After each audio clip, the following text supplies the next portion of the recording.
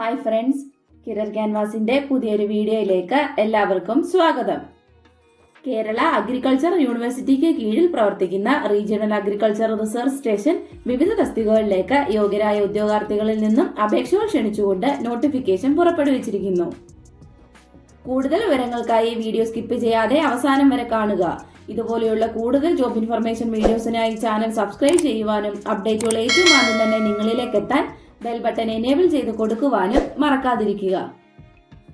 Kerala agriculture യൂണിവേഴ്സിറ്റിക്ക് കീഴിൽ പ്രവർത്തിക്കുന്ന regional agriculture research station assistant professor agronomy തസ്തികയിലേക്ക് കരാർ അടിസ്ഥാനത്തിൽ യോഗ്യരായ ഉദ്യോഗാർത്ഥികളിൽ നിന്നും അപേക്ഷകൾ ക്ഷണിച്ചുകൊണ്ട് നോട്ടിഫിക്കേഷൻ പുറപ്പെടുവിച്ചിരിക്കുന്നു. ഒരൊഴിവിലേക്കാണിപ്പോൾ അപേക്ഷ ക്ഷണിച്ചിരിക്കുന്നത്. ഹോർട്ടിക്കൾച്ചർ അല്ലെങ്കിൽ അഗ്രികൾച്ചറിൽ ബിരുദമോ 55% മാർക്കോടെ കേരള അഗ്രികൾച്ചർ യൂണിവേഴ്സിറ്റി അംഗീകരിച്ച മറ്റ് വിഷയങ്ങളിൽ ബിരുദാനന്തര ബിരുദമോ ഉള്ള ഉദ്യോഗാർത്ഥികൾക്കാണ് ഈ ഒഴിവിലേക്ക് അപേക്ഷിക്കാൻ കഴിയുക.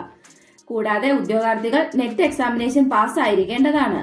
പ്രസ്തുത വിഷയത്തിൽ PhD ഉള്ള ഉദ്യോഗാർത്ഥികൾക്ക് മുൻഗണന ഉണ്ടായിരിക്കുന്നതാണ്.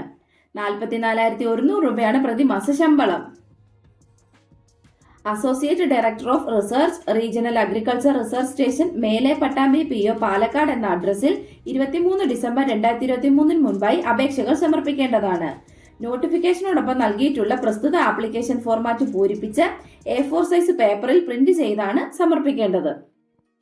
അപേക്ഷയോടൊപ്പം educational qualification, experience, date of birth, religion, caste എന്നിവ തെളിയിക്കുന്ന സർട്ടിഫിക്കറ്റുകളും സമർപ്പിക്കേണ്ടതാണ്.